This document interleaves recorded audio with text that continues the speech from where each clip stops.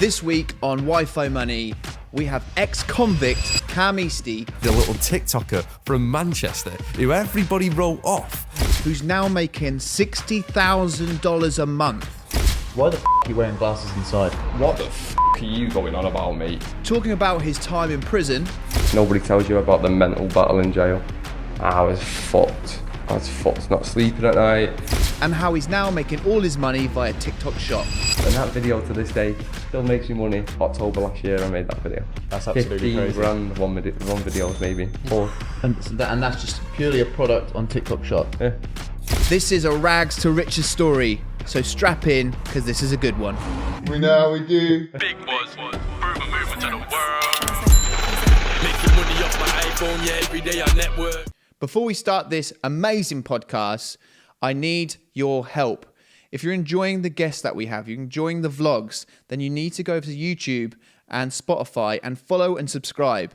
That little button can make such a big difference because we know that we're doing a good job and it tells the guests that we're doing a good job, and it means that they can get bigger and bigger. So please go over there, hit those buttons, and I promise you Wi-Fi Money will be as big as any other podcast out there. On with the episode. All right, guys, welcome back to another episode of Wi-Fi Money. We've got a special guest here today. It's Cam Easty. Oh, we do. Well, we know how we do. We like that. And before we start, just to clarify, Cam is in the room with us. He's not doing a podcast on his own. Okay, so cut to wide. We're all in the same room. Just want to clear that up before we start. So Wi-Fi Money, you make some of that? Yeah. Where do you want me to start? Do you want me to start from all the way at the start, or do you want me to start? Yeah, I'll tell you Tell us about your upbringing. Yeah. When you were a kid. Okay. I grew up in a small town outside of Manchester. I went to a school, went to high school, and in high school I moved schools. I moved to. Were you the naughty kid? I wouldn't say I was a naughty kid, more of a class clown, Okay. to be fair. Like Good grades? no GCSEs. Okay. Deputy head was right when she told me I was going to get no GCSEs, but she said I was going to amount to nothing. So, fast forward a few years, I ended up going to college. I was there for a year, did business, got taught about how to serve someone in a fucking shop. I didn't really think that was what business was all about, so I was thinking, fucking don't want to go in business, me now. But the thing was, I was after college, I'd go and work in like the local carvery place, so I'd be there till 10 o'clock, pay me £4 an hour off the books because it wasn't legal to pay someone £4 an hour. But I thought I was fucking killing it. I was getting 20 quid a night, and I was What were you doing with the money? blowing it on taxis to college. Classic. So I used to I wouldn't get the bus. My dad used to drop me off, and I used to walk. I was sort of foot walking, and then I'd go out to the weekend and I'd 30 quid and I'd go out on a night out in a place called Viva in Manchester. It was like where everyone went at the time. Pretty much the same. Well, it was the same in school as well. But I was selling Lucasades in school. Lucasades and cookies. I've got this like little thing where if you go to Morrison's, you get a pack of 5. You get 2 packs of 5 cookies for something like £1.20. I was going to school selling them for 50p. And there was this guy who just used to come up to me all the time. Mate, I'll have 3 Lucasades and a pack of cookies. Tenner straight away off him every single time. I was rolling in it. I was like every single week I had a new pair of every other week I had a new pair of trainers or I had something new. And my mum was like, how are you doing this? I was like, just taking the money that you give me in the morning, spending it at Morrison's, and then just saving it up and doing it again. How much do you reckon you made selling cookies and Lucasades? I remember like I think I made like £100 in 2 weeks, and like that was a lot when I was 13, 14. Like obviously that's a fucking hell of a lot of money to me. I went and bought myself a pair of Creative Recreations, if you remember what they are. I have no idea what that is. It's like a pair of trainers. It's a pair of trainers. I used to go to the Trafford Centre and blow all the money. So I'd save it all up for like 2 weeks and blow all the money. But then, dropped out of college, went and worked in Manchester. When I worked in Manchester at a place, and they were paying me like £600 a month. So like my train ticket was 80 quid. I had to pay my stepmum. I saved up 200 quid with my stepmum. So like I had like £400 and I just used to go out Friday, Saturday every week. So I had to like try and make my money last. I'd always get to the last week and I wouldn't even be able to afford a Tesco meal deal. So my mate was working around the corner. He was like, we're doing, remember PPI? Yeah. Doing PPI around the corner. He was like, come here, like we get good bonuses. You get 1,200 a month. I was like, fucking hell, it's double. So I dropped out of my apprenticeship like 2 months before it was about to finish. I thought, fuck this, I need money. So I dropped out of that. I went to this place, was there, and made decent money there, to be fair. Was there 6 months, then became an estate agent, was there 6 months. How many houses did you sell? Mate, like, I don't know why there was an estate agent where I was, because I only had a mile radius around me. Like, that was it. Like, imagine trying to sell a mile around you and you're in Stockport. Not many options. Yeah, no, I didn't really have many options. Like, one of the women's had been on the market, but she only wanted to see me, even though I was fat. But like, she just split over her husband. So she wanted me to go around. Is Cam in? I was like, oh fuck. I think I've seen that show before. I think online. I think they call it. Yeah. I think it's Pornhub actually. Nah. She was a bit mad, to be fair. She had like a crazy cat lady. I was like, nah, tell her I'm not in. So then I ended up just like bouncing around. I went to them temporary jobs where you used to get paid more, but it would only be for like 2, 3 weeks, 4 weeks. But did that. Then I left there, and then it became lockdown. I got like a temporary job that just was about to turn permanent the next week, and locked down it that day. So I was like out of work. Went and did. Just missed out on that furlough, didn't you? Yeah. But it kind of. After it, I went working, buying overseas houses for investors. Buying houses in Manchester for overseas investors. Travelled all around the UK, actually. How did you get into that? Because of my estate agency background. And there was the guy, basically I fell into it because the guy I went to was doing a sales job. It was just a shitty sales job. But he was like, I used to do property sourcing. Do you want to do it with me? I don't mind taking you off this and give you this, and I'll give you the van outside. So it was actually like a customer for the real estate agency? No. It was the guy it was a guy who I'd gone and worked for to do sales, doing something completely different. EICRs, if you know what they are. It's like a electricity certificate. That's what he does. So he was like, I'll give you the van outside. I was like, fucking too right. So I took the van outside and was there like driving around my town just in this van. Anyway, lockdown hit again. Opened up a business. That closed down within 6 months. I then became desperate for money because of what happened. It just went all the way to the top and then the arse fell out of it and it just fucking crashed. Made a really stupid decision. I got caught in a McDonald's drive-thru. They smashed my windows through, the police. Opened the door, and I remember it like vividly. They put their hand through the car like that, so I thought I was getting stabbed. Don't know why I was thinking I was getting stabbed in the McDonald's drive-thru, but he went like that through the window to grab me. But like, I've seen it, like everything just went black around it, and I could just see his hand come through the window. He's opened the door, ripped the door open, and he cuffed me over my seatbelt. Did you think it was like a gang before? What? Something? Do you think it was like a gang before or something Yeah. You're being robbed? You don't know who it is, do you? I thought I was getting robbed. Well, I thought I was getting stabbed Initially, because I've yeah. gone to the Well, wrong when the place. window's going as well, that must... Yeah, like, I was in a drive-thru. You can't go forward, you can't go backwards. Like, Open the door, bud. just fucking knock on, pal. I'm here. I've got nowhere to go.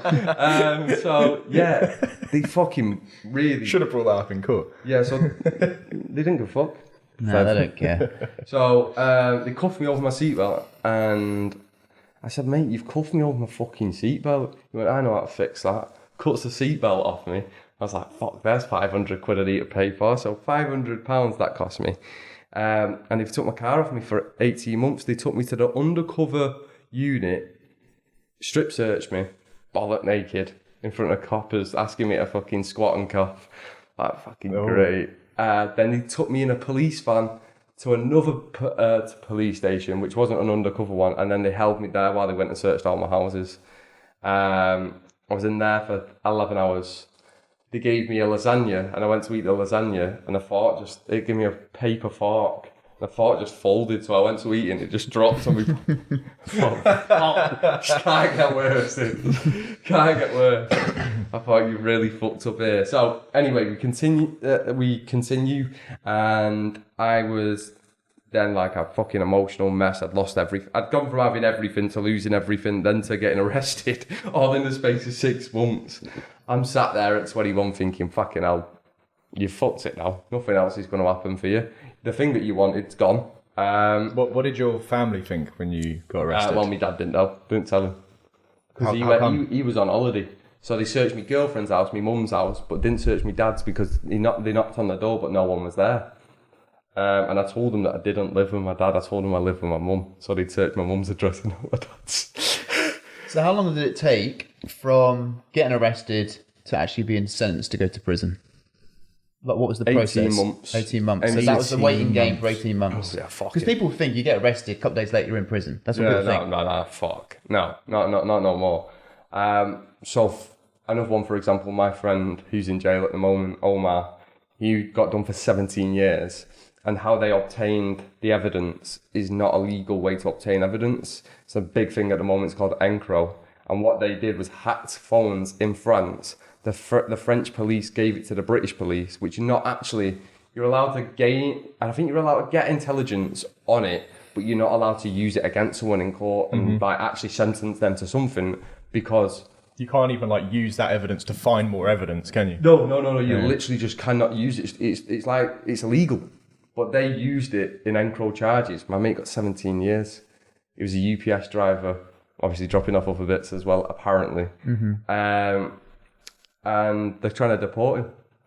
He's from Jamaica, came over when he was 18, and they're trying to deport him. He's got fucking 4 kids over here. He's got an house over here. Trying to take his house off him. Never see his kids again. And he rang me last night like, fucking Cam, like, they're fucking really having him. And it's all because they've lost his paperwork. So he's contacted his local MP. They found out, trying to ship him into, it's called Hubberston or something like that. It's down in... It's down south, and it's an immigration centre. So where you get arrested, like if you're like a foreign national, you get sent back to your country. Like he's got a British citizenship. That's crazy. Yeah, the processes and stuff is absolutely crazy. It's so backwards. Like even the people in jail, like even the prison officers, tried to DM me when I came out of jail when they saw me on TikTok. I wish I'd given you that coffee, mate. Drop me a follow. Yeah, like I swear, bro. I swear, like how you doing now, mate? We're not fucking mates. Don't fucking DM. Never want to see you again, bud. Do you remember when I told you lights out at 6:30 instead of 6? Yeah, fucking like it's so backwards. They're giving it to they're giving it to scrawny girls now. The jobs 18, fresh out of college, and you wonder, and then you try and sentence them to jail because a 35-year-old who's a career criminal has been able to coerce a girl. Yeah, you then sentence them to 3-4 years in jail with fucking. In women's jails, you got no category, so you're with everyone. Like Myra Hindley could be with a shoplifter. That's what it was like 20 years ago. 20 years ago. So the whole system is fucking very backwards. Like they've now just, one of my mates had 2 years left on his prison sentence. Got sentenced to 10 years for a burglary. And he got sentenced to 10 years. Because he'd obviously done it multiple times. When you get caught once, you get a light one. You get caught twice, you get a medium one. And then you get caught 3 times. So when you get the high one. So he'd done it when he was younger. He'd done it when he was 18, and then he's been caught again. So this guy had 2 years left on his prison sentence. They wouldn't send him to Cat D. So usually when you get 2.5 years left, you can go to Cat D as long as your POC is sorted out, Proceeds of Crime Act. So if they want to take the house off you, you kind of have to accept it if you want some freedom to go home to see your family. Not necessarily, but that's usually the way. So they just opened his door one day and just said, "You're going home. 2 years left on a sentence." They're just letting anybody out now. Paedophiles get less than drug dealers. Yeah, I've heard that. What do you think about the UK at the moment? My personal opinion about the UK, it's very egotistical. Everybody walks round like they're trying to impress somebody. I couldn't give a shit. and no one cares about what you're doing. Like I was saying to you before we started the podcast, like I remember my mum skinted herself once, got it like bought me a £500 Canada Goose coat, and she had no money left for the rest of the month. And it's like, everybody in the UK is trying to impress somebody else. It's never like everything like, I can be bad for it. Like I might buy something and think, yeah, that looks cool, but I might not be thinking necessarily about how it's gonna look to me. It's gonna look to someone else. Like I'm not doing it in my brain. I'm not actually thinking about it. But sometimes like other people's things are put onto me, and I do think it's very egotistical. Like I go back to my area sometimes, and I probably will get roasted for this, but like I go back to my area sometimes, and the people around me who are saying some of the stuff to me, it's like they're trying to tell me that they've got money. Like, I didn't ask, I don't care. Like, I still like you as a person if you've got dough or not. Like, I couldn't give a fuck. Like, some of my happiest times was when I was scraping money together with my girlfriend to go for a fucking curry before I went to jail. Because I'd finally started to get my life a bit on track. And we'd scrape money together and we'd go and enjoy that fucking £9 or £10 that we'd spend on a curry each. You don't have to try and say to me, fucking, I've got dough because I'm making money. So what? Like, I think small town mentality is very bad and it's very toxic to some people, and you have to escape that to then look further and branch out further. So I've come to Manchester now. I sit with the likes of Jack Bayliss, who was on here yesterday. And it's like, me and him are chatting. And it's like, oh yeah, we're not even talking about how much money we've made. We're talking about the decisions we're making to make more money.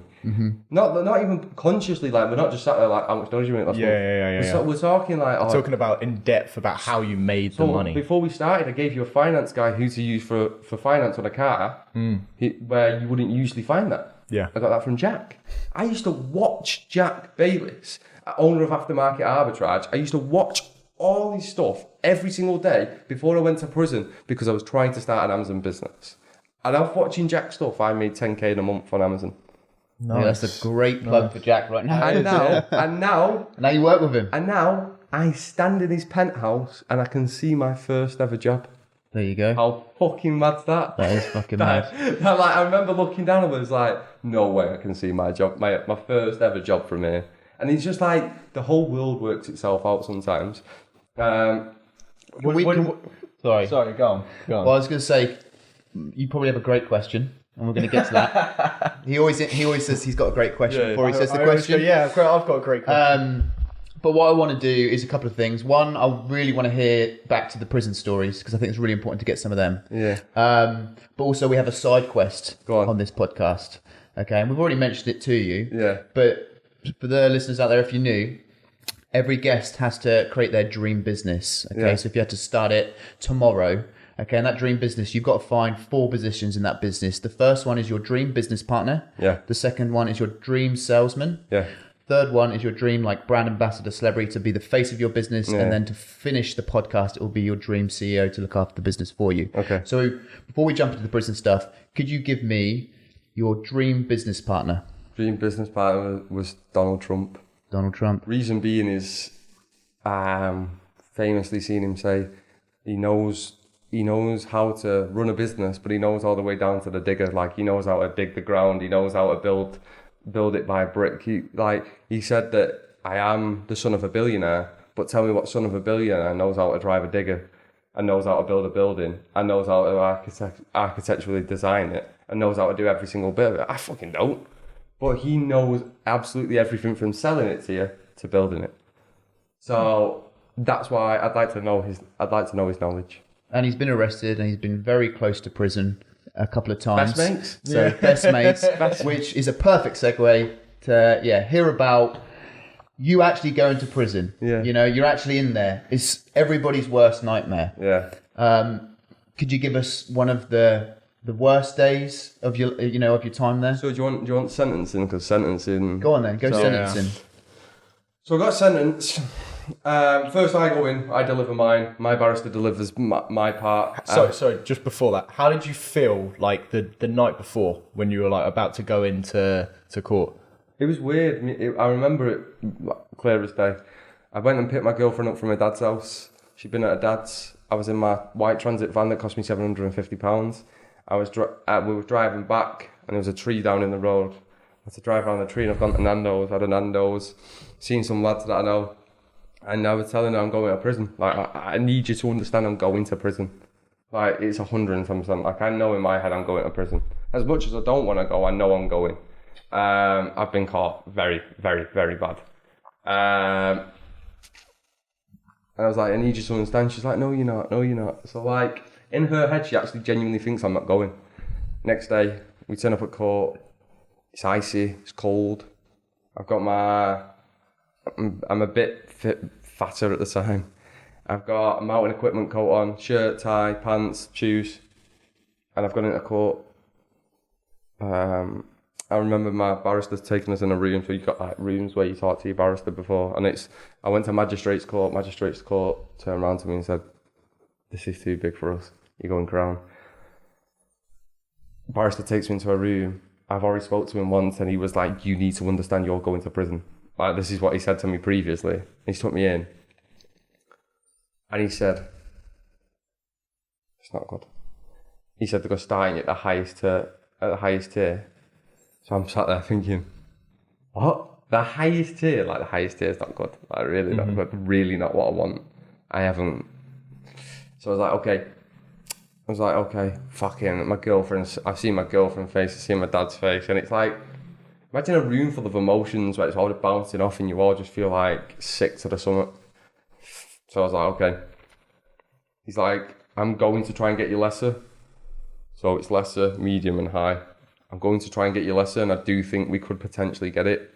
But it looks like they're trying to set an example out of you. I was like, fuck.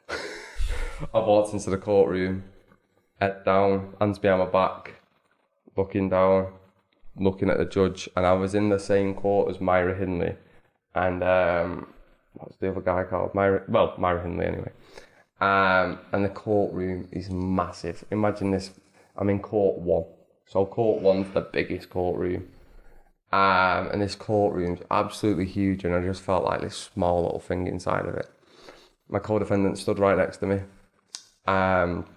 My barrister goes first, I'm like high up, so I'm like in the middle, and then underneath me is the barristers, and the barristers are speaking between them.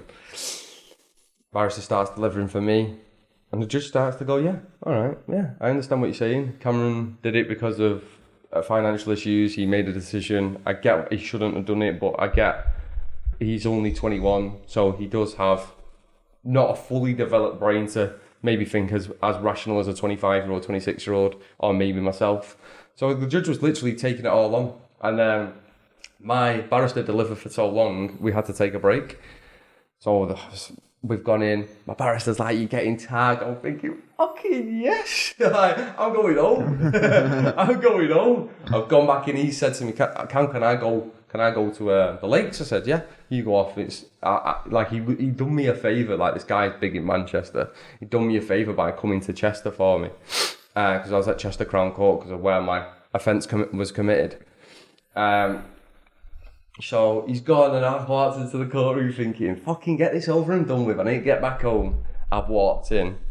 My co-defendant's gone, which is the guy I got arrested with, and he's been fucked by the barrister. The barrister's fucked him over big time. Like, not read his case properly. Like, you do get this a lot in courts. And he's been like pretty. Like, he's been speaking to his barrister, like, he's been speaking, and he was like, they had a chat before, and he was like, right, we're going to go for the lesser. So we've gone in, and basically the guy said, yeah, like, pretty much the same as what the other guy was saying, like, not even trying to read off the terms of, like, why he'd done it. He just, like, was like, yeah, what he said pretty much. And me and him are looking at each other thinking, what the fuck? When I spoke to him later on, he did tell me that was not what they agreed. And the guy the guy was in the back room as well. The guy was in the back room, and he was on a web link, and his web link was broken. So, like, when he was speaking to the judge, it was like screeching, and the judge was getting fuming. And that was the reason he took a break anyway. So the judge was fuming by the time I got sentenced. And he goes, I remember him reading it. He says to my code, he explains it. why he's getting what he's getting, what you getting, blah blah blah blah. And then I did get it down to lesser. And I remember the judge going to me, Mr. Eastwood, I'm sentencing you to ... But I remember the but, and I just remember that all I was hearing is, but you're going to have to serve it in custody. And I just remember turning round and like my heart fell through my chest and like into my stomach and like all my body tingled, and I turned round and I remember it like it was over my right shoulder. My girlfriend's crying her eyes out, like bawling, I mean like all down her face, like I can see it dripping off her face. I've never seen her cry so much. See my dad's mouthing, I love you. My dad's not really that kind of, he will say, but he's not really that guy to do that. And like, I was like, fuck. This is it. Like, Dad's telling me he loves me, this is it. like, you've seriously fucked it down, mate. Like, well done from running away from everything all your life.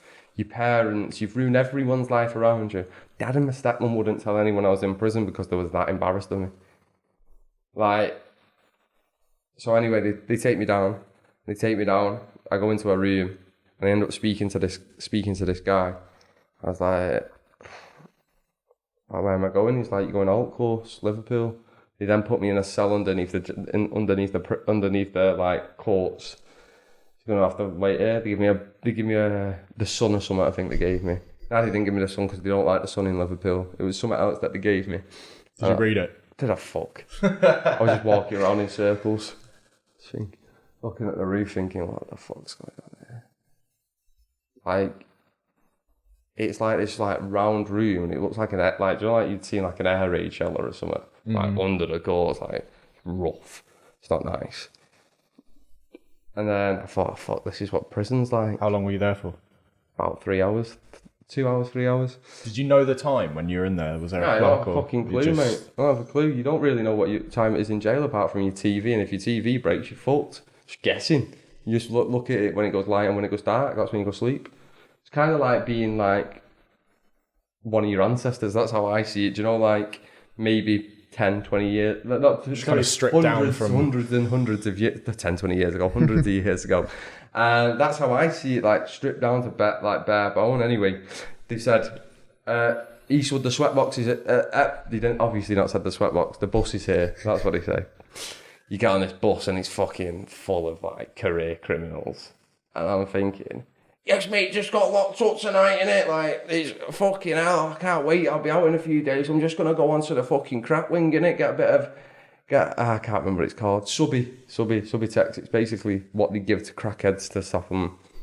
Like, they will still, what's it called when you come off something? Withdrawals. They will still get withdrawals, but this kind of helps it. Yeah. I'll get some subby. I'm thinking, fucking hell. Why the fuck am I here?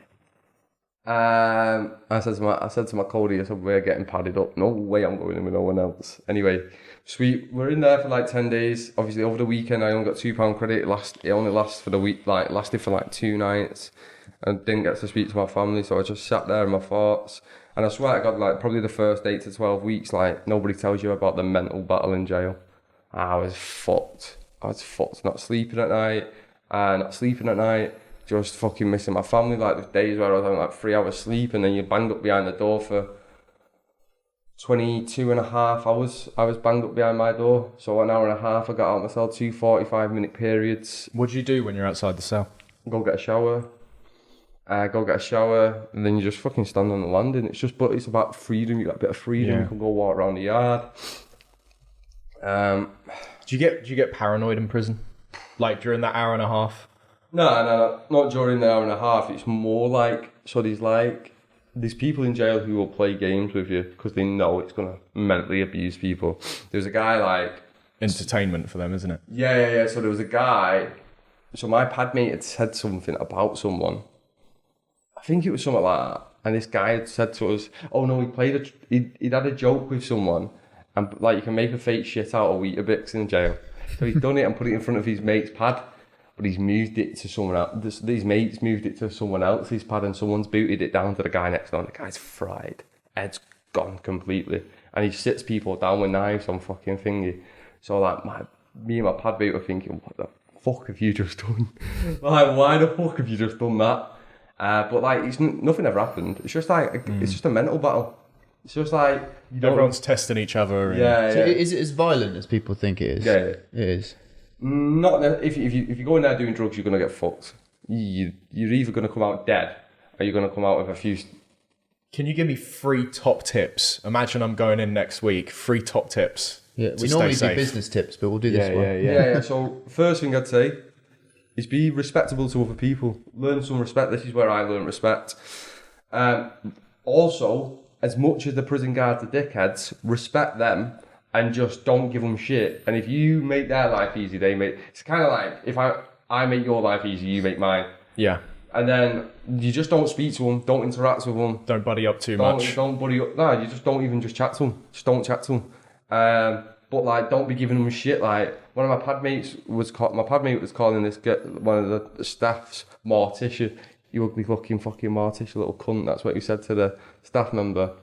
Negative, which then ruined him getting onto the enhanced wing with me straight away. So we had to wait. Then we had to see if he could get onto the wing with me.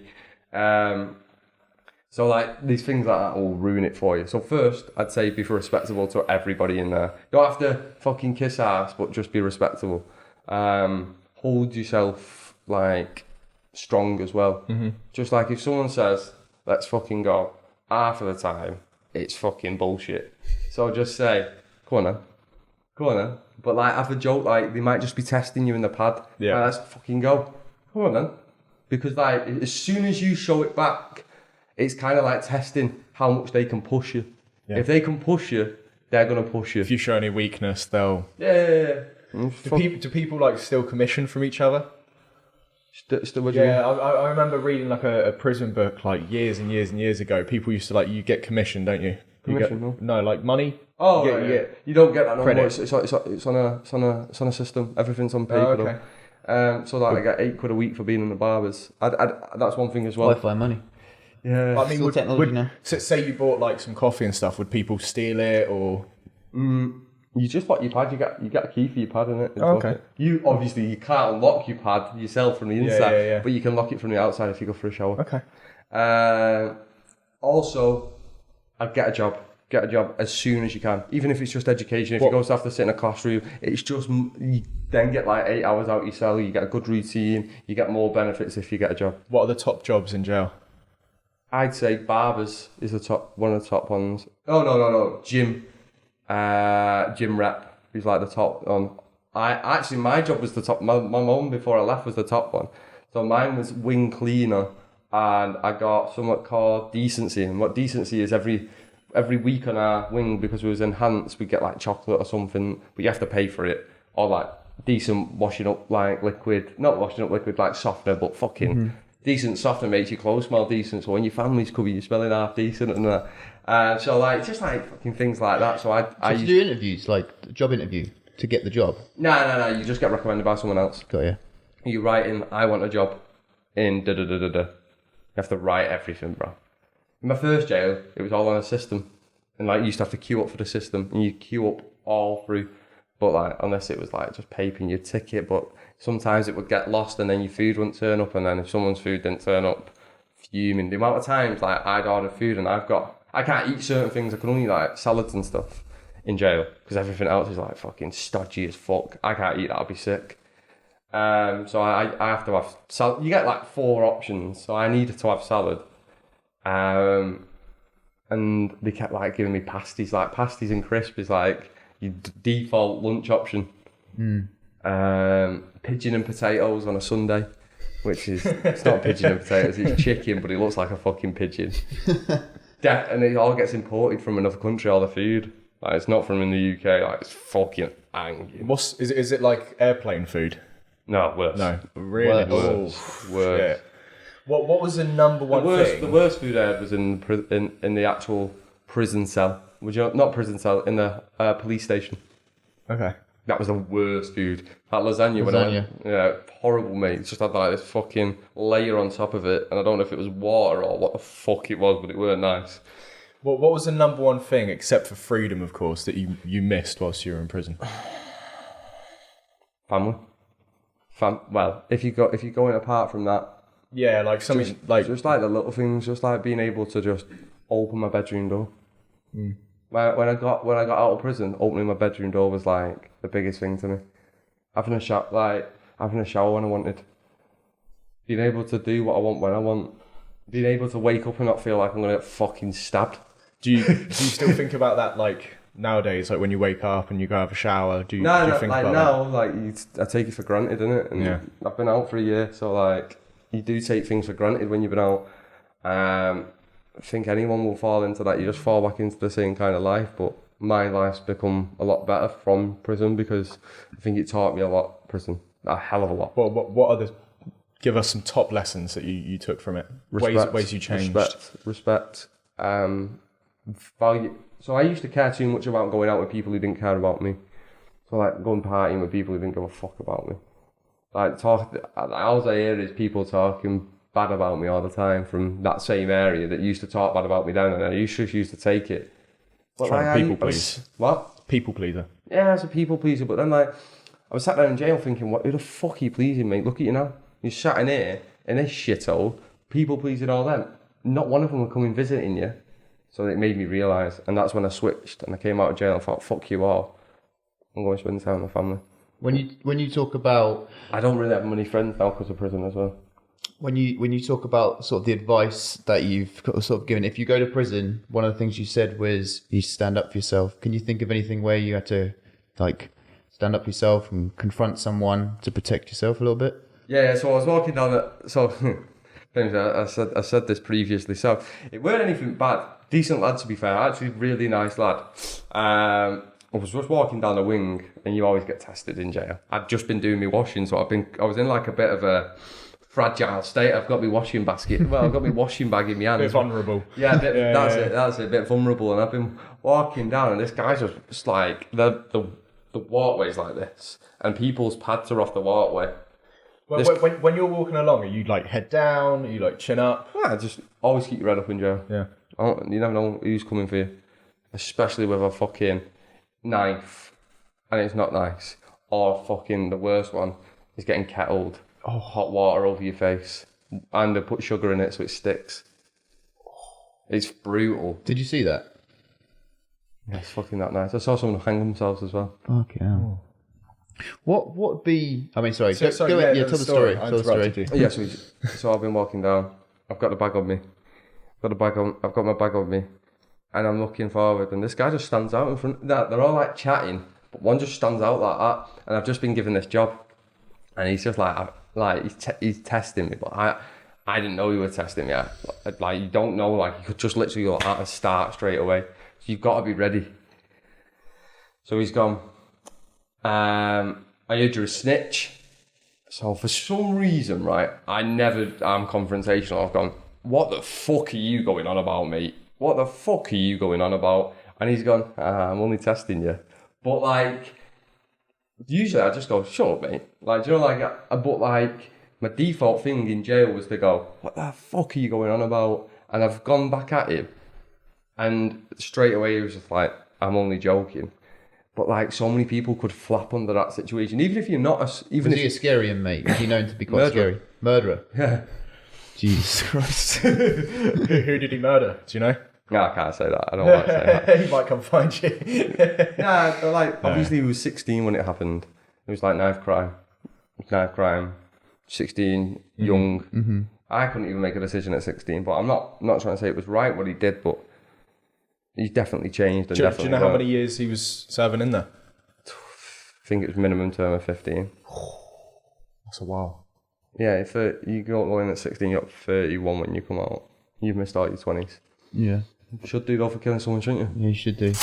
We hope you're enjoying this episode of Wi-Fi Money, but I just want to talk to you about the Wi-Fi Money Discord group. It's completely free, and it's a community of like-minded business individuals that want to make money online. Me, Jack, and a load of other business experts do free webinars that you can join and find out what is your next Wi-Fi money venture.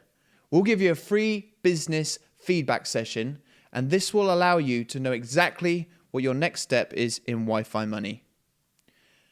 So join now, the link's in the description, and we'll see you there. All right, so let's move on from prison. We're going to talk about you getting out and new Cam Easty is born. And before we do that, we're going to fulfill another position in your dream team. All right? Yeah. So now you've got to pick your dream salesman. They're going to be the guy that sells your product or your service. They're going to hit those sales for you. Who are you picking? Jordan Belfort. Wolf of Wall Street. Yeah, reason being is, I've been to jobs in Manchester where they've used the same lines that he's used. And his impression, I know it's obviously from the Wolf of Wall Street, but I've never heard of anyone that's come close to that kind of stuff. And it would just be great to see what he's like. Imagine spending a day with him doing what he does. Like, I wouldn't want to sell, but if he's selling for me, I know fucking dough's coming in, innit? Danny said he's not the same anymore, right? Well, yeah. So he's one of my big ones, one of my heroes. And we had someone called Danny Banks. She's a big OnlyFans model in America, and she got invited on Jordan Belfort's podcast. Yeah. And I asked her, what was it like? Was he like the man that I believe him to be? And she's like, no, he was cool, but he's now married. Apparently she was calling all the shots, telling him what to do. He was quite shy, quite in himself. She completely ruined it for me. I mean, he can still sell because he does it on his Instagram all the time.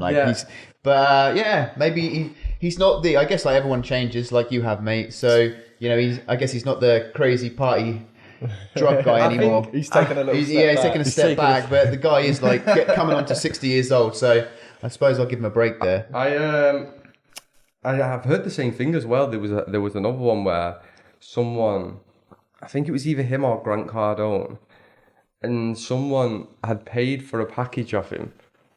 Like a one-to-one mentoring package, and what was said in the package wasn't fulfilled. And I can't remember who it was. I hate Grant Cardone, so it's probably him. Yeah, it's probably Grant. I fucking hate him, mate. I hate Grant Cardone. I literally hate him. Have you heard him on the Jordan Belfort podcast? Yeah, them two Jordan, together. Yeah. Why do you Jordan not like him? absolutely fucked him. I think he's arrogant bastard. He actually says a lot of things, but also says nothing at the same time. Yeah, Like he says a whole lot of nothing. Yeah, he does. And bringing his daughter in and talking about taxes and stuff like that, What? that's what he's doing. Isn't he? Yeah. Start bringing his daughter in and getting I don't know. Was he trying to make it into a family business? Yeah, he's just a weird guy in my He's opinion. just a strange guy, isn't he? But he's not in the dream team anyway, so it's all right. Yeah. We've got Jordan Belfort. Your dream team's looking pretty solid right now. It's looking pretty solid. It's got Jordan Belfort. Yeah, it's a good start. So obviously he is a good salesman, but so are you, bud. What are you selling? How are you making your money? You're out of prison. What was next? So I came out of prison, and I remember I remember my girl saying to me very, very vividly in my brain. She said, "Cam," I said, I don't know what job I'm going to get when I get out." And she went, "Job? What the fuck are you going on about? You've not just spent that much time in prison to come out and work a job. The whole reason why you went in there in the first place, working 9 to 5 to 9 to 5 and getting yourself in credit card, that. She said, "You're not doing that." So I was like, "But my dad will go fucking mental."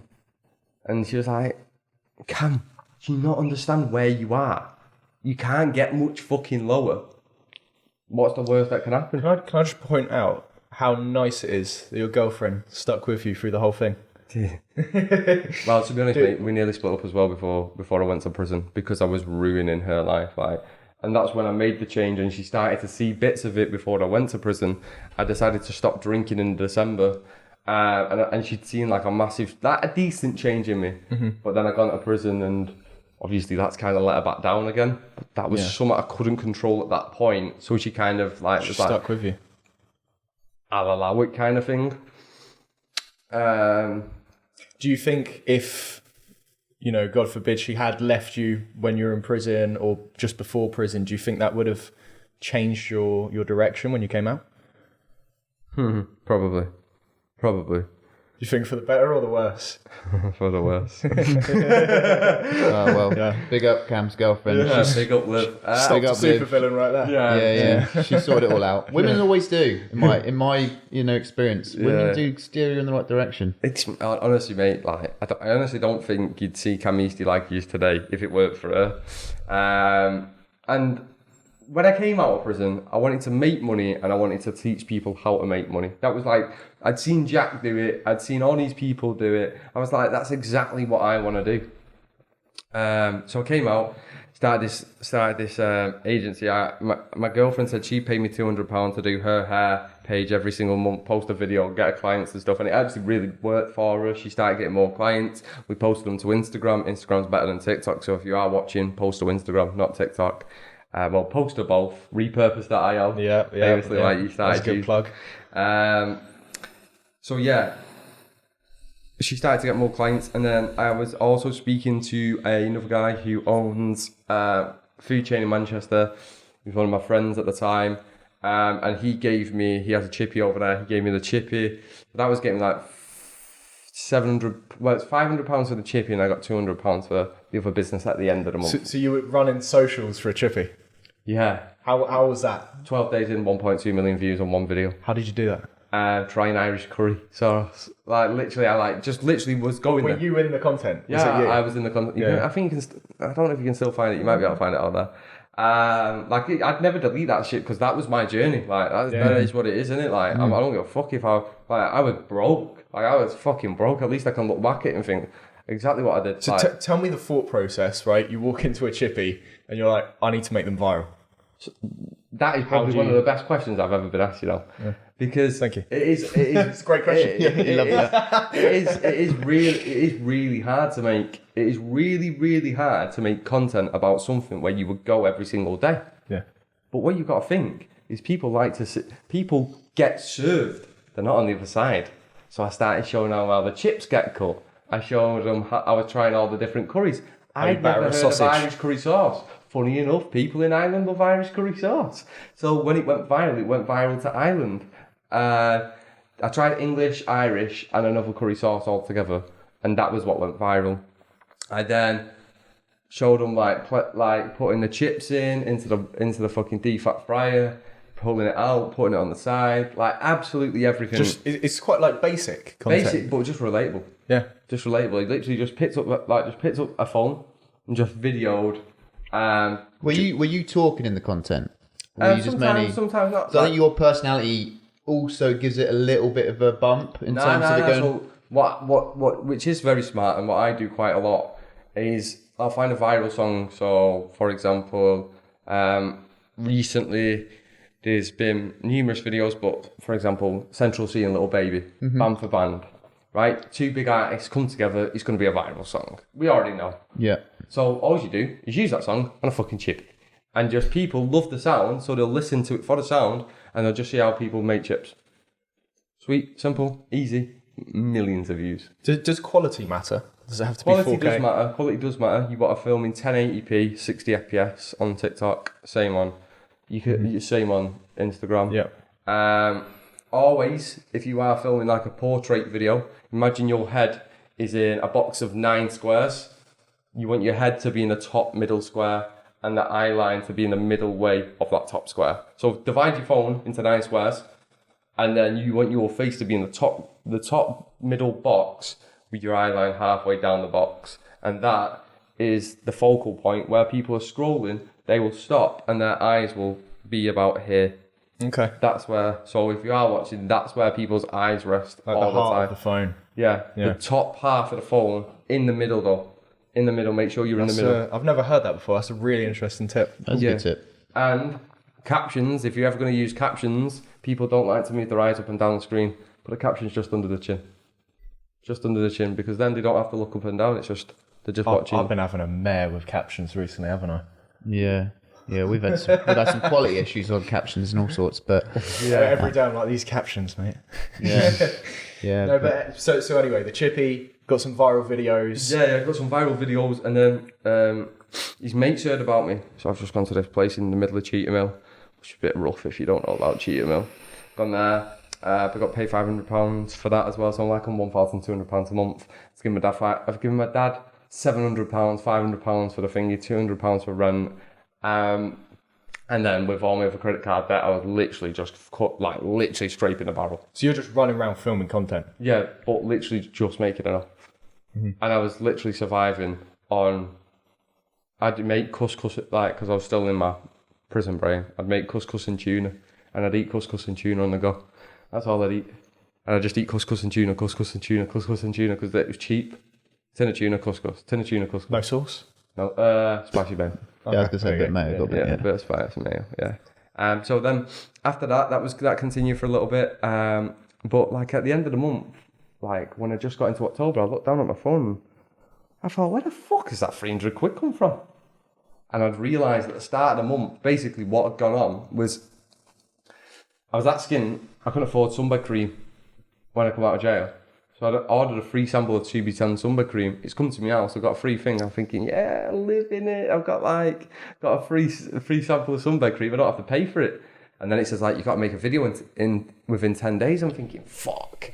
I'm gonna have to go to sunbed. So I dropped my girlfriend off at work, and the sunbed was around the corner from her work. Made a video with it. Done 1.1 million views because obviously I've got this brain out to get things to go viral. Very simple, just to show people before and after results. It's very, very simple. Trying this cream before or after. That's it. So they see the products before or after. But now people don't even want to see the product, they just want to see before or after. So if you want to make anything go viral, 3 seconds before, 3 seconds after. Look at the difference. I'm going to give you the option to plug yourself really quickly. Do you teach people how to film their own content? Yeah. Cam Easty. CamEasty.com. Okay, there you go. Simple. You're best to search me on Instagram. We can have a chat.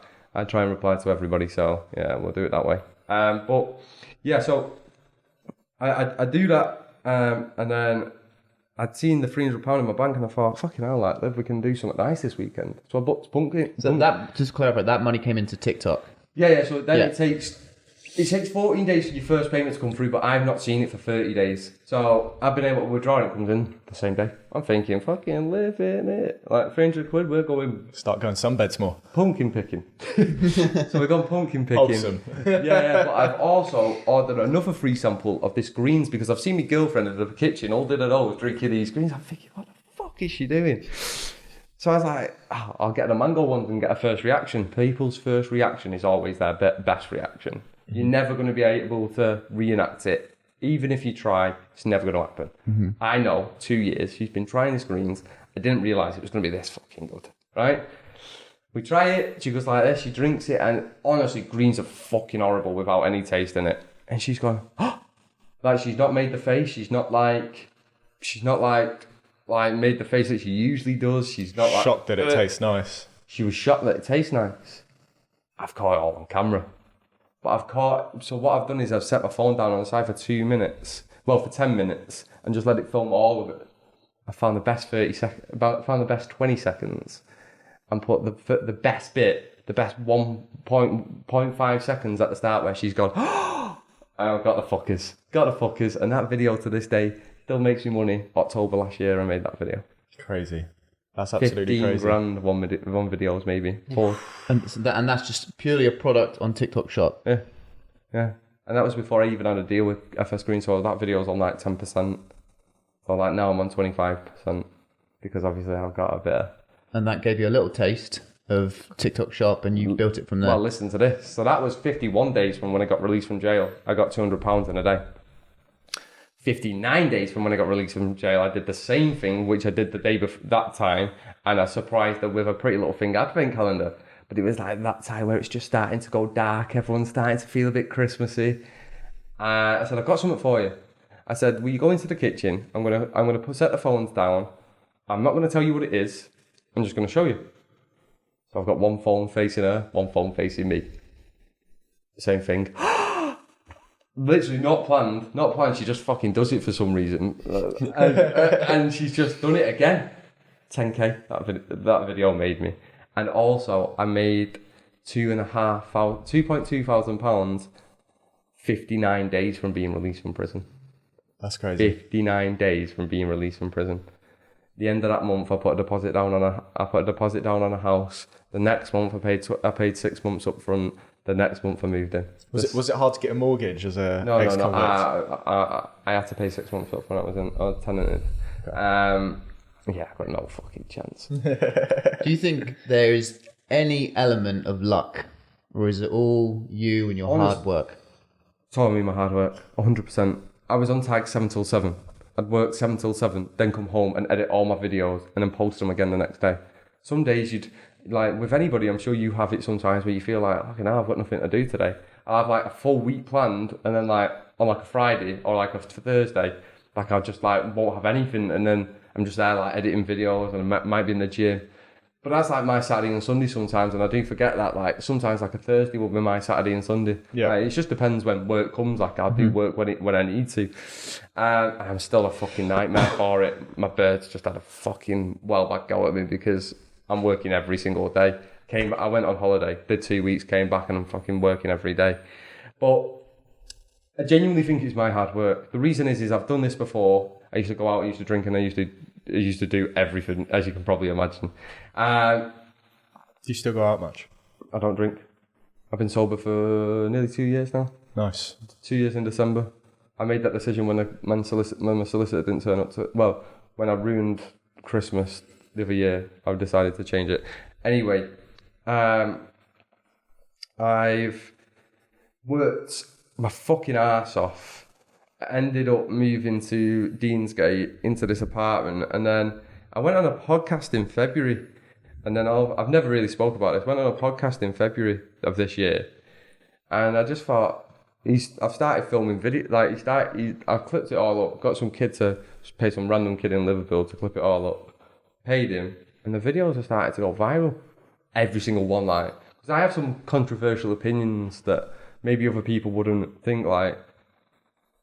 Maybe if you're from like a different background or if you've not looked at things maybe outside of what your family and your friends tell you, because all your family and friends tell you is they're going to dumb you down, like, yeah, oh, don't do that, you won't do well. I've seen loads of people try a business, don't do well. What's your most controversial opinion? Your girlfriend cheating on you can sometimes be your fault. Sounds mad. No, I agree with that. I don't think that's controversial. I actually agree with that. Yeah. Because so many men drive their girlfriends to the wall and push them so far away. I did it with my girlfriend. My girlfriend didn't cheat on me, but I drove my girlfriend so far away. She might as well. There is a point where they're in a relationship and it's that toxic that they can't escape and they want to escape. And when somebody shows them the love that they actually want, they cheat. Mm-hmm.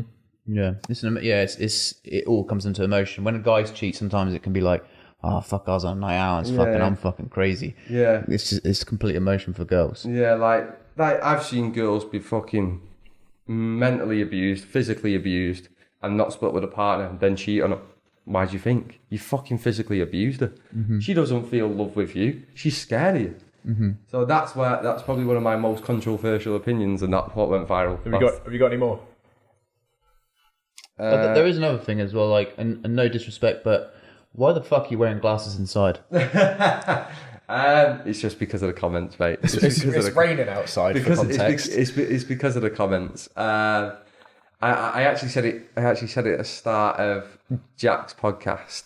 I really don't give a fuck about what anybody says about me, and never. I used to all the time, and that's what landed me in jail. Other people's opinion. I was so egotistical. I cared so much about how I looked and what I was doing, and like, oh, look at me, I'm great. I actually had nothing in the bank. But like now, I do it because I'm not scared of hate comments. Like, drop them on my video, call me whatever you want. I'm sweet. He's got his hate blockers on. All you're doing is pushing me up in the algorithm, which is absolutely great for me because in the long run, maybe not off that video, but you will make me money because you might comment on that video, which will push me up in the algorithm, which might mean I go in front of another face, which might mean then they'll come to me and then they're a follower. But I appreciate all my followers and I appreciate everyone who respects me. I respect them with the same. Like, if you work a 9 to 5 and you're genuinely trying to get yourself out of it, or you work a 9 to 5 and you're happy, fair play to you. But I know most of the people working 9 to 5s will get to my nana, for example, worked the job all her life, and she got to 70 and she got dementia. She worked all her life. She had 5 years dementia. How fucking horrible is that? All of her life. I'm saying to people, please understand, it's been right in front of me. I thought I'm not working all my life to end up with dementia. 5 years later, I don't remember anything. I don't remember. She remembers me, but like she doesn't remember certain things. Like She don't know that you're TikTok king. That's fucking well past it. I always think as well, like the older generation, like our great granddad, like if we told they have to work in mines and all this stuff, like if we told them that I make money by fucking filming on this weird thing. Let me say something to you. If I said to someone 2 generations ago, here's a phone, you only have to post on it 3 times a day, and you can make yourself £2,500 in a day. Yeah, They'd rip it out of your hands. But so many people take this thing that can make you so much money, they take it for granted because they get given it. And that's the whole thing with the UK right now. And that whole thing with the world. And I feel like you've got it right in front of you. Why do you not use it? And I'm telling you, TikTok Shop, if you want to monetize your platform, there's been nowhere before where you can literally pick up a phone, open an app, and within 2 steps, you can check out. I used to own an e-commerce store. It took 7 steps for my customer to check out. You can check out in 2 steps. And all you have to do is making a video. Like, look, I could wear this tracksuit, buy this track. Like, you don't have to say buy this tracksuit, but fucking hell, look how good this looks on me. It's got fucking flare pants. It looks good, like on my shoes. I've got these glasses. It makes me look like a dickhead inside. But you know what I'm saying?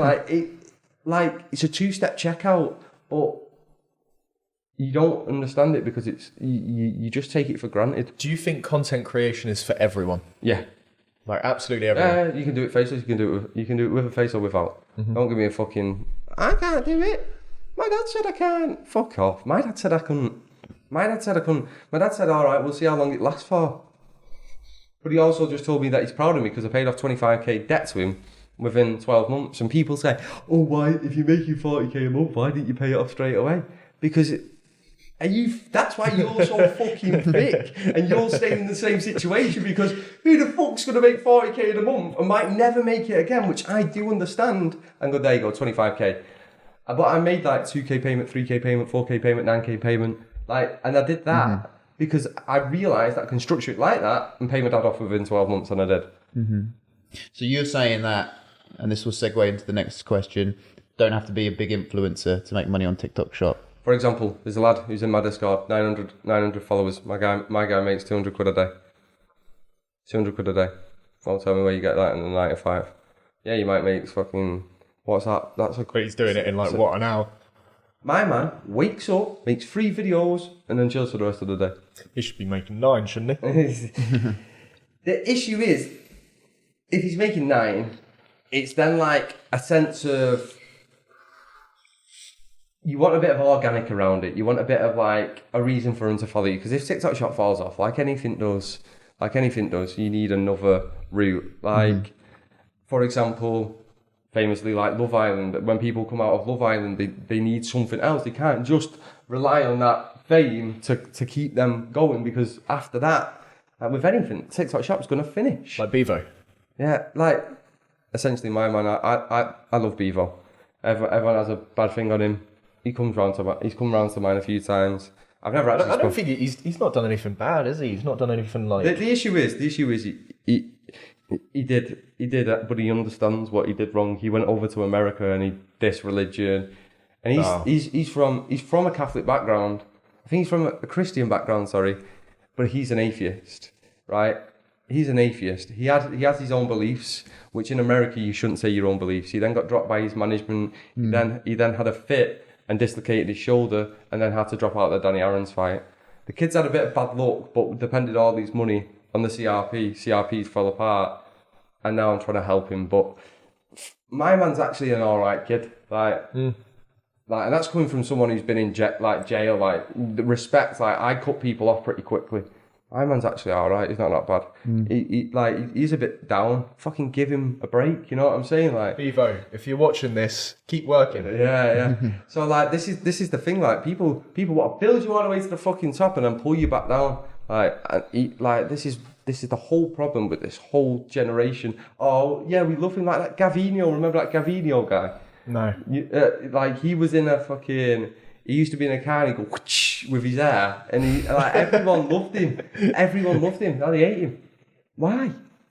Why'd you build people up and hate them straight away? So what would you recommend for somebody who's in that situation? Don't feed into the comments. Bevo feeds into the comments. Don't feed into the comments. If you feed into the comments and let that narrative that they're trying to push on you actually feed into your own brain, it's bullshit. People try and tell me things all the time. I'm talking on my own. The reason I'm talking on my own is because people around me don't want to be on camera. I'm not going to fucking force them, so I just talk to the camera. Who gives a fuck? Yeah, for sure. I'm not going to stop doing content because someone tells me who sat in their mum's bedroom making fucking £100 a month. Doing nothing. I don't give a fuck what you think about me. And that sounds like where I come in and I'm like a bit of a dickhead, but it's not. Like, I actually just genuinely don't care what you think about me. Do you have any stalker haters? Do you have like 2 or 3 super haters that comment on all your stuff or DM you? I don't look. No. I don't look. You don't look at all? Genuinely don't look at my comments. When was the last time you looked at your comments? I've obviously my own videos pop up sometimes. Yeah. I don't click on the comments, but just drop a like and keep scrolling. Drop a like and a repost and keep scrolling. I've got fan accounts, so I got to repost the fan accounts, bro. I don't really care. People make videos with me. I'm fucking more dough for me. Yeah. Because what they're gonna do after they've seen that video? That's the only way people are gonna go then and search you is if they've seen a video on you. Mm-hmm. If somebody makes a video on you and it starts, say it gets 500k views, 1 million views, are you watching it? Yeah, of course. Yeah. Yeah, come on, G. Push me more. Love that. The thing is people are like, oh, how dare they say that? You put your life online, you got to get it at some point, aren't you? Fuck it, is what it is. Yeah. I don't care. So in this sense, you're the star of that business. But we're going to do the next position, okay? Because you can't be the star in your dream business. You've got to pick your dream, brand ambassador, influencer, celebrity, sports person to really represent the face of your business. Who are you picking? Molly May. Reason being is go around the streets and look at every girl's feet. They've got a pair of Sambas on. And before that, I can't remember what it was. It was Campuses or some shit like that. Obviously, Adidas have paid her for some kind of campaign because she is so fucking influential in the UK. When you say an influencer, she actually has influence. So she'd be the person I pick. She's a good one. Yeah. She's a good one for sure. I remember something very, very vividly. She'd done she was just about to post about a baby before everyone knew what it was, and she posted a Moses basket, and everyone was trying to find out where this Moses basket was from, and it was fucking hell, that's crazy. That's she just posted a picture, she just posted a story. She posts a cocktail and everybody goes to the bar the next day. That's exactly what she'll do. No, Holly's Farm Shop. My bird wanted to go to Holly's Farm Shop because... Oh, yeah, I heard about that. Yeah? Yeah, I heard about that. Even my missus said something about that. So I need to go in. And what? Yeah, it's mega. It's mega. good, I've been... I had to go because of Molly May. Yeah, there you that's go. what I mean. She's got influence. You should have seen the guy. So much that it even affects you. There was a queue outside, I think, wasn't there? Yeah. It was right down the street. Yeah. That's crazy. That is really, really crazy, to be fair. She's single now as well. Yeah, Tommy Fury's fucked it. Yeah, he's fumbled the bag there, hasn't he? He's absolutely fumbled the bag. He's going to have to do a few more fucking KSI boxing fights, isn't he? He is, mate. He is. He's lost the cash cow. Oh, how do you reckon he's feeling right now? He's fucking an idiot. He's an idiot, isn't he? He's a dick. Do you reckon he cheated on her? Because there's... Oh, of course. The birds come out. The birds come out and just said we were just chatting. Obviously, you just chatting and fucking few lips and that. Yeah, man. Yeah. You know what I'm saying? I've heard it. I've also heard it from people, especially in Manchester, right? Obviously in Manchester, people work in places where they both go.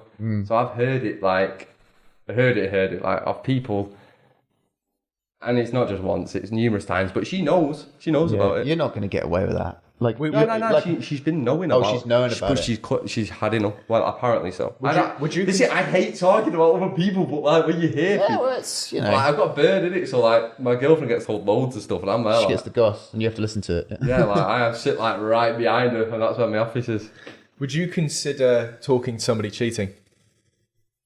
like, you know, DMing, like Tommy Fury, for example, he's just talking to another girl. They might not have kissed or anything, might not have met up, but, you know, they're talking on Instagram. If it's flirty, bro, if it's Yeah, it depends what it is. Yeah. I talk to women all the time. yeah, I talk my job. to women all the time. It's mine as well. Like, people want to do it. Like, depends what you. It's hard. I would never say yes, because it's like it's very, very like a grey subject. Like it's like Definitely flirting is cheating, in my opinion. yeah, Flirting. yeah. And I think your missus would agree. Yeah, no. Like I don't give birds the time of day. Well, yeah, no. Like, because I've been in jail and like I wouldn't even look at, like, I wouldn't even think of a bird like, oh, she's alright. Like, it's just more like fucking Respect. Yeah. I genuinely don't have a thing in my mind where I think, yeah, I would. Like, I would go and cheat my bird with her. Like, I would never. No. Like, just genuinely doesn't pass my mind ever. That's a clip right there. We're going to take that out of context. Oh, yeah. He's too busy making money. Too busy making money. Nah, I genuinely, it's not making money. It's genuinely, I just want to build stuff for myself. Like, I don't watch, like, birds are the biggest distraction. Like, Jack. I'm not going to speak, actually. I prefer not to speak. No, go on. No, I can't. No comment. No comment. No comment. No, it sounds like you're focused and you're locked in now, and you know your journey, you know where you're going, and you have, to be fair, you said you're 21? 24. Oh, sorry, you were 21 when you went up. Yeah. No, I was 21 when I committed the crime. Got you. Came out at 23. You've lived quite the life for a 24-year-old, I will say, and it looks like your business is getting bigger and bigger. It's only going to get bigger, and one day you will have to retire. Okay. Yeah. And we're going to fulfill our last position because we have to wrap it up. We're getting pretty close to the end of the time now. So you have to pick your dream CEO. It's the last position. So you're going to, go off into the sunset and you're going to get someone to look after your company. I've got a young lad that works with me. He's been with me for about 6 months. He's called Lewis. And I went to Egypt recently when I bought a few properties. And when I went over there, I left him in control. I left him in control of like TikTok Shop, everything, and like they just run everything past me. Cam, what is this okay? Is this all right? And it's two lads from a local area who just want to keep their head down and don't want to go out party. They just want to work and make some money for themselves. And genuinely, I feel like they understand the business. If I was just like, yeah, mate, I've got to go for 6 weeks. I'm going back to jail. Yeah, there we go. Loyalty. Do you go on holidays much? You just mentioned Egypt. Not allowed on holiday. How did you go to Egypt? Oh, well, I messed up there, didn't I? Did you? So basically, I'd swapped from Salford probation to Manchester probation. I've gone to Manchester, like the ladies come round to do the home visit. And she said, you're not on licence no more. You're on probation reset, but you are still on licence. You just don't have to go in. So I've gone, yeah. I said, no, I don't have a clue. I said, does that mean I can go on holiday? She said, yeah, I think so. I was like, oh, think right. so. So she said, I have to check. So we checked with my first probation officer, and she was like, I'd allow him to go. And then the other probation officer, she said, come in and see me. Told her all the flight details, everything.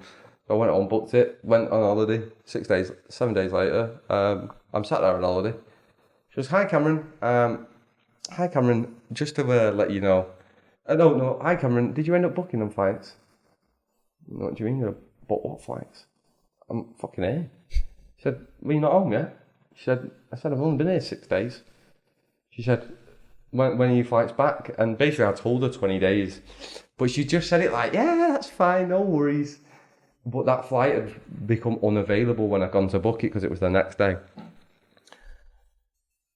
So I booked another one, which was 10 days more. So she weren't happy. She was like, you're going to have to come home within the next week. I was like, you're going to have to bear with me. Like, someone's got the keys to my apartment. Please do not make me come home today. Please do not make me come home today. She was like, nah, it's fine. You can do a week, but you're going to have to come back on this day or before. So I had to go back on the following Thursday. So yeah, I could have got recalled for that if I literally came home late. But how did they know you were on holiday? Me like being a dickhead. Did they know? Yeah. Me being the dickhead that I am, I got stopped in security. I got stopped in security because I had loads of electricals in my bag, and I got my girlfriend to take a picture with my hands behind my back, and I decided to post, Cam Easty has been arrested trying to leave the country. You can't make this shut. Do you have a manager? No. If you did, your manager would just be fucking fuming all the time. Well, No, a manager would be like sick. No. I reckon the manager would be like viral sick. I think it's probably the prison that's not too happy about it. Yeah. Doesn't look good on them. Yeah, so probation weren't too happy about that one. They probably did a little check like, oh fuck. I Where's he being held? remember it briefly in the message saying something like, please refrain from posting anything on social media. Thanks. So I had to not post anything while I was there for the next week. Like my girlfriend was making videos, I was like that in the background and not getting them, but I got in trouble for that. But Wait, are you going to be allowed to go on holiday ever again? Yeah, so I can go next year. I've got a one-way ticket to Thailand. Nice. Very nice. Getting myself off there. I've never travelled really. I went when I was young. My dad took me some places, but not when I've been able to pay for it. So a few business class flights would do me nicely. There we go. Wi-Fi money, baby. Gives you the freedom. Work on Emirates. I love that. Good way to wrap it up. Yeah, well, Cam, really appreciate you coming on the podcast. Cheers, boys. It's been an absolute pleasure. You have a great story. Is there anything you want to plug? Because we always let people plug stuff. Just hit me up on Instagram. Let's speak on Instagram if you want to do something. If you want to work, message me on Instagram and I'll get back to you. Wait, Cam Easty. yeah, I was just going to say, what's your Instagram? He's got the glasses. Now I'm Cam Easty, innit? I'm TikTok shopping, baby. What's the little things you know how we do? No, you know how we do. We know how we do. Am I the guy? Not like that. You look like that ginger guy on TikTok. There's a ginger guy on TikTok who walks around the street with him on. Oh, I know who you mean. No, I know who you mean. Ginger, innit? Yeah, I don't know. Well, I do appreciate your time. Cheers, mate. And I reckon we could do another episode at some point. Yeah. Maybe after your travels. Yeah. Or before, because I might have some mad shit going on next year. There we go. Okay. All right. We look forward to it. Appreciate it. Cheers, guys. In a bit.